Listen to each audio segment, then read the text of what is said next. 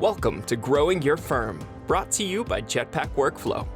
We're here to help firms unlock the secrets to help you reach your goals faster. And now, here's your host, founder and CEO of Jetpack Workflow, David Cristello. Hey everybody, David Cristello here, founder and CEO of Jetpack Workflow and host of Growing Your Firm podcast. Today's guest is Tejal Shah. She is the owner and founding managing principal at Congruent Advisory Services. She does a mixture of different services, which we'll probably talk about in today's interview, from M&A support to IPO readiness to fractional CFO services. And we're probably going to unpack a lot in today's interview. But what I thought was really interesting is she actually reached out based on an interview we did in the past about one-person firms, and I mentioned that she was able to scale over $500,000 in revenue while still being a one-person firm. So we're going to unpack what that looks like, how she's able to do that. You know, is she able to do that 40 hours a week, 80 hours a week? We're going to unpack that and so much more. But Tejal, welcome to the show.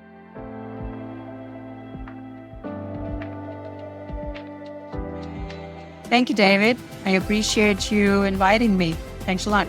Yeah. So to unpack a little bit, tell us about your firm, when it was launched, and then we talked a little bit about it on the intro. But what's the service mix to just set the stage? I started my firm in 2019, the latter part of 2019. My vision of the firm was that I would be supporting business owners from inception to exit. And that is how I have my three verticals that I have, which is fractional CFO, that is helping a firm start out, establish the right infrastructure, help them grow.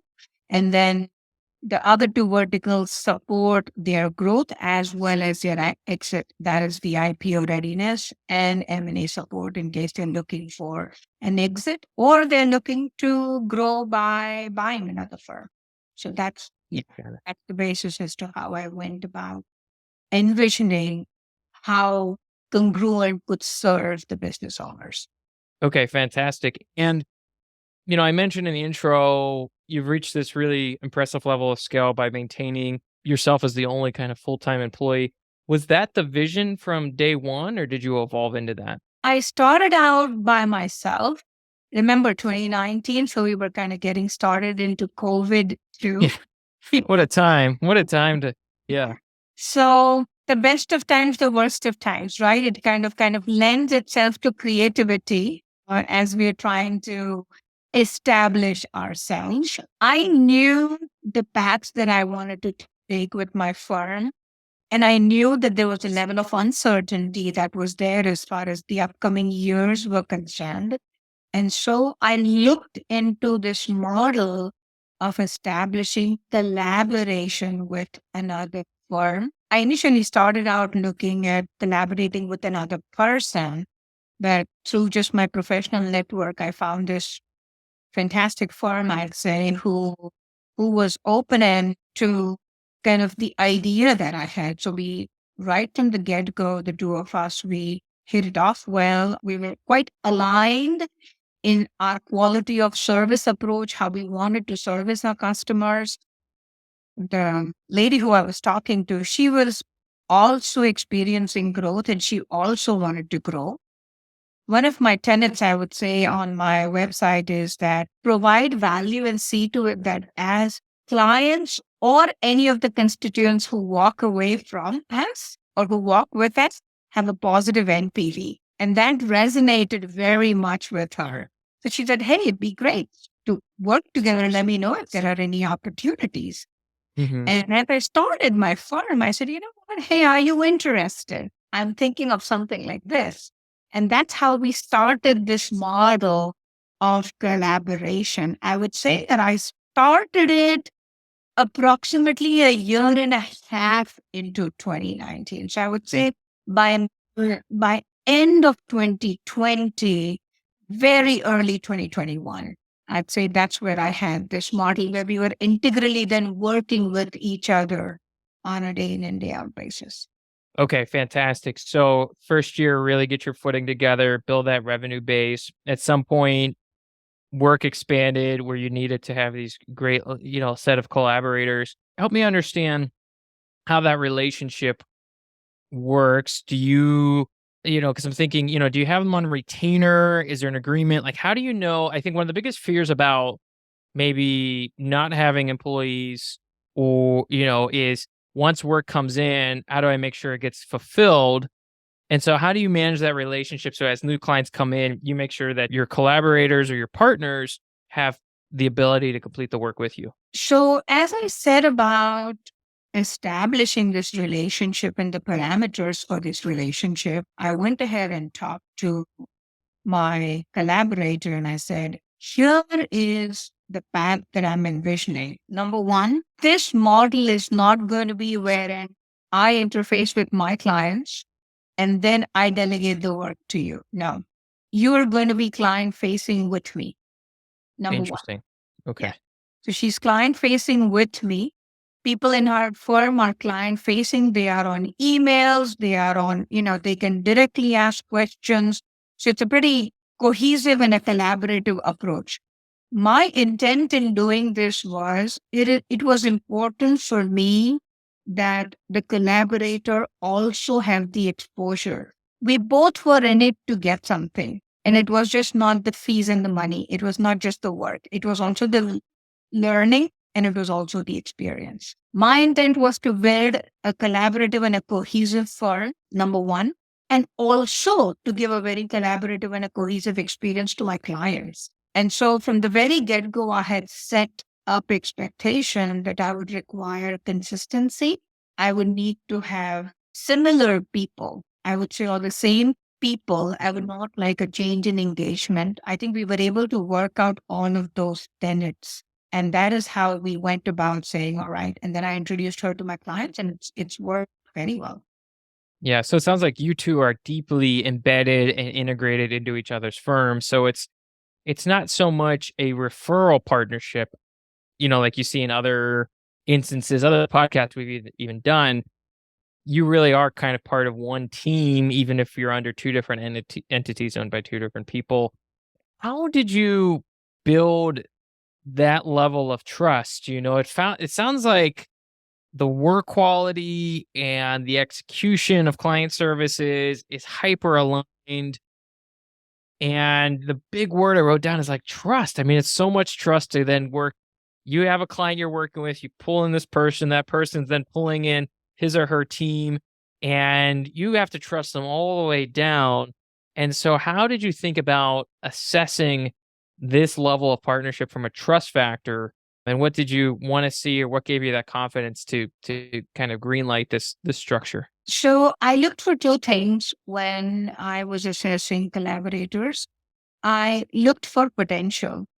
My intent was not to go with an established firm who had been there, done that. My intent was for somebody to go with someone who had potential, who was hungry for growth, and I felt had a lot of integrity. It was very important for me to kind of build that trust that yes, I trust this person. Initially, we started out with putting, the tenets in place as to, hey, you cannot solicit work from my clients. It has to go through me. Should our relationship terminate, you can't go to them for 1 year. I would say those were all just basic precautions which were in place just as we interacted over I would say 6 to 8 months, and after that is when this first client came into play. But we were actually working together even before that, where she used to say, hey, Tejal, I'm looking for some input on, say, leases. What would you say? And I just willingly share information. That's just what we do as consultants, right? We want to empower people. We want to help people. And so over a period of time, they knew I was as invested in their success as, they were, and they reciprocated. I got it. So there was 6 to 8 months where you started building up a lot of trust because they would come to you with questions, you would go to them with questions. You saw a level of, clear communication, timeliness in response, and just quality of how they thought about Authenticity too. And the pride that they took in the work that they delivered, they stood by their work.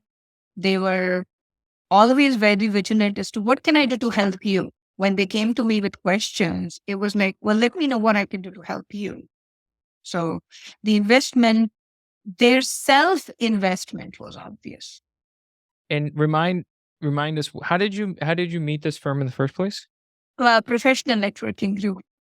Okay, and and you stayed in touch and were actually helpful. I think these professional networking. Yeah, let's stay in touch. But it sounds like there was real follow up. These questions started coming up.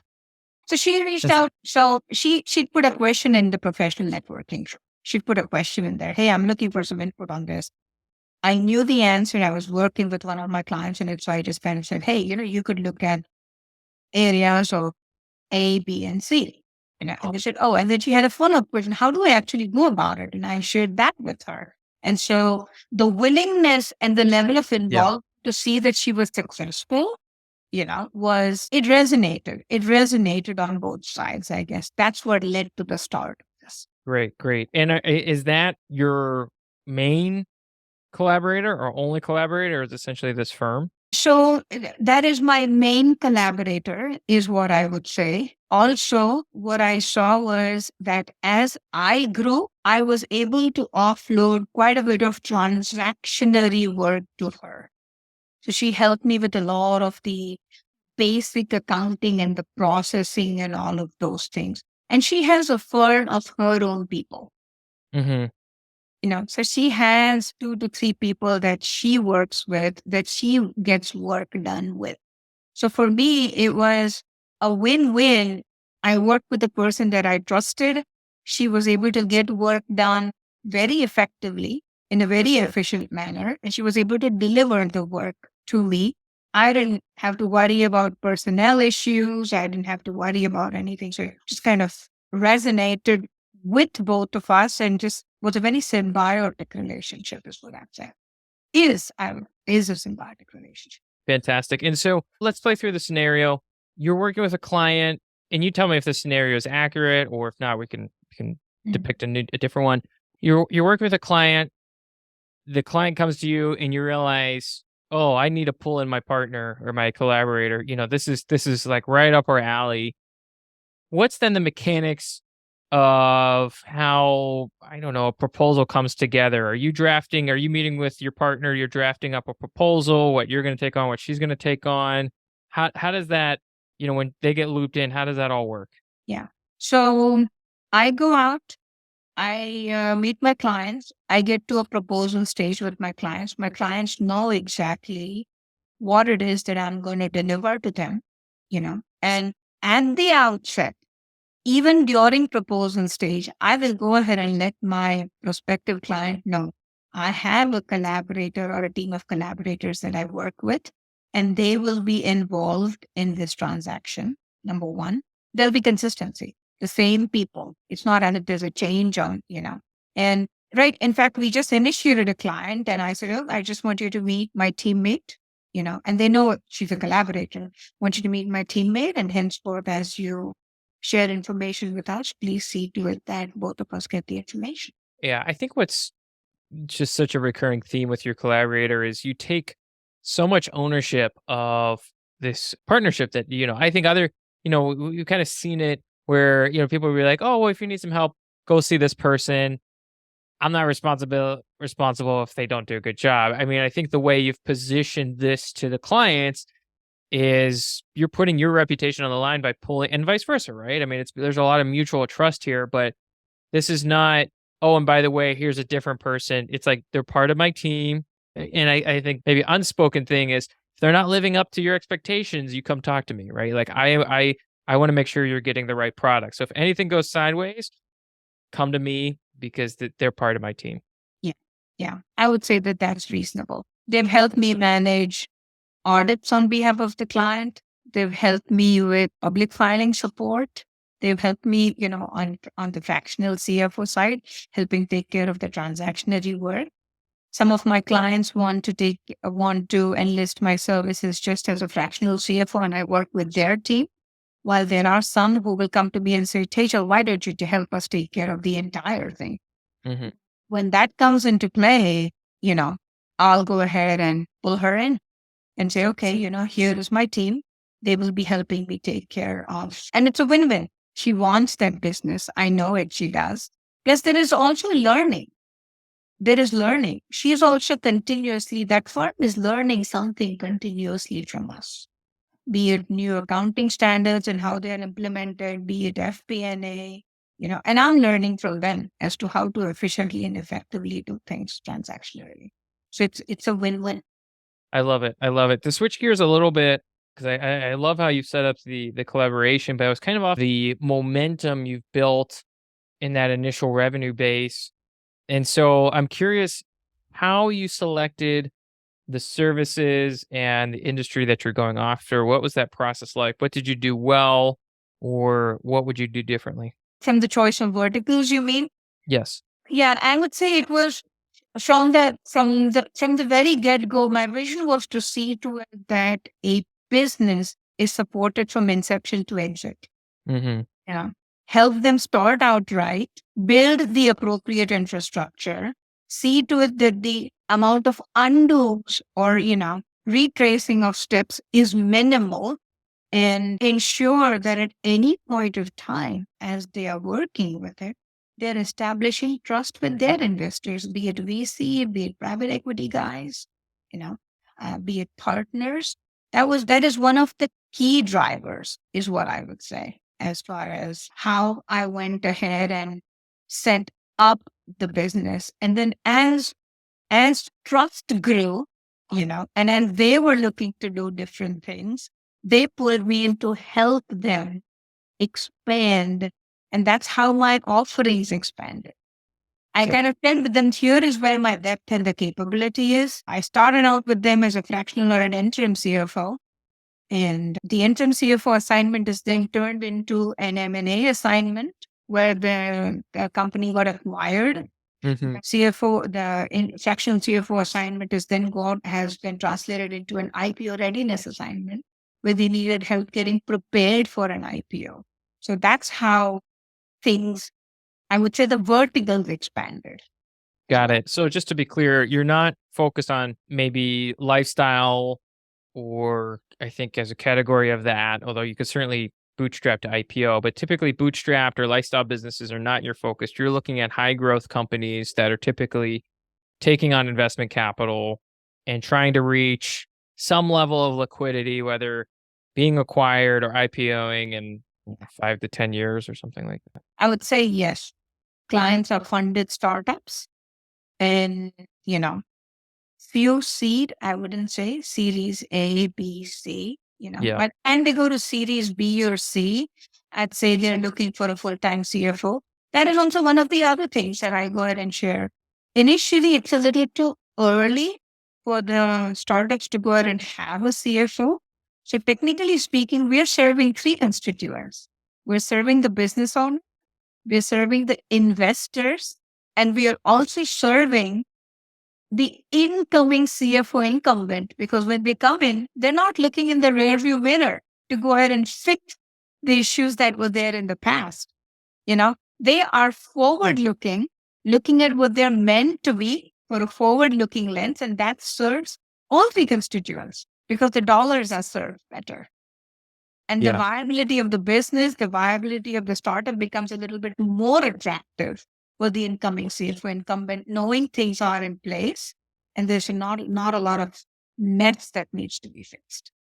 Makes sense. Now, that feels like I could be mistaken, it's a rather competitive target market to go after for consulting and financial services. And so you've obviously had a really impressive kind of revenue milestone and really strong growth from launching in 2019. How did you gain that initial set of clients in year one? Were you already embedded in that ecosystem and it was referrals and word of mouth, or was it something else? Word of mouth. Okay. Initially, it was word of mouth, is what I would say. Yes. And day one, did you have clients kind of follow you into the launch, or like when you opened your virtual doors day one, it was like, all right, now I need to go find clients? I opened my doors and I went ahead and said, okay, I do need to go find clients. And I kind of started talking to people. Hey, my known network. Hey, you know what? I'm doing this. Let me know if anything. And people came forward and, shared a few concrete leads, I would say, at this point, and that's what translated into it. Fantastic. Well, this has been a real treat. I think you've accomplished some really meaningful and impressive milestones in your firm. So kudos to that. If somebody's listening and they want to connect with you, reach out, say thank you for coming on, or maybe follow up with a question or two, what is the best way for them to connect with you? So my website, www.congruentadvisory.com. They could meet me through there. I think I have my telephone numbers and my HubSpot info where they could get in touch with me. LinkedIn, Congruent Advisory. There's a LinkedIn page for our company. There's a LinkedIn page for me too. You're welcome to contact me through that. Fantastic. And if you were listening and you couldn't jot down all the notes from today, we're going to link everything up at jetpackworkflow.com/blog. That's jetpackworkflow.com/blog. We'll do a full write-up summarizing today's interview, all of the links that were mentioned. If you enjoyed today's interview, leave a review. It helps us get the word out. And if you really loved, something Tejal said, it really sparked a new idea, a new way of thinking about your firm, share it with a fellow firm owner that could really benefit from some of the content from today. I know it's the best way to say thank you to Tejal for coming on and myself for taking the time. So again, appreciate you coming on and thanks so much. Sure. Thank you very much. I will say thank you very much for doing what you do. Listening to your podcast, I was, as you said, listening to a fellow firm owner, and I'm like, this resonates so much with what I do. So thank you. Great work. Amazing. Yeah. And kudos to you. And this is a call out to the Growing Your Firm community. If you have a story to share, that's how we got connected. You emailed me and you said, oh, we heard this interview. It reminded me so much of my firm. I got to know a little bit more about your firm. I said, my goodness, you got to come on and talk about it. Like, how interesting. So if you're listening, if that's you, shoot me an email, david@jetpackworkflow.com, and we'll start talking. It'll be a lot of fun. So thank you for reaching out and thanks for carving out the time today. Thank you, David. It's been a pleasure. Thank you for joining Growing Your Firm, the podcast series for global, small, and medium-sized businesses ready to scale and increase profits. You can check out more podcasts by following the links in the show notes. And don't forget to subscribe, rate, and review wherever you're listening. At Jetpack Workflow, we're all about maximizing returns for accounting firms and CPAs. Check out more podcasts on growing your firm and subscribe wherever you listen to podcasts.